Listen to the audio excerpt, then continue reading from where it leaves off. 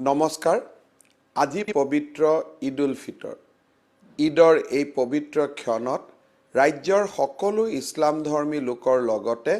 অসমবাসীলৈ আন্তৰিক শুভেচ্ছা জ্ঞাপন কৰিছোঁ মাহজোৰা ৰমজানৰ ৰোজা সমাপ্ত কৰি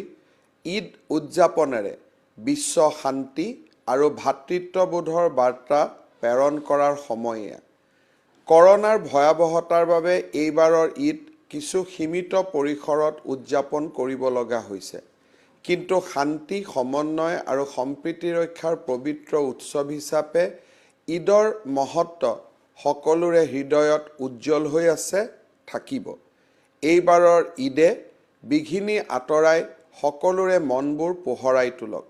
শুভ দিনৰ আগমন হওক তাৰ কামনা কৰিছোঁ পুনৰ সকলোকে জনাইছোঁ ঈদ মুবাৰক ঈদৰ সমান্তৰালভাৱে আজি হিন্দু সমাজেও পৰশুৰাম জয়ন্তী আৰু অক্ষয় তৃতীয়া উৎসৱ পালন কৰিছে মই সমূহ সনাতন ধৰ্মী ৰাইজলৈও এই দুইটা উৎসৱৰ শুভকামনা জনাইছোঁ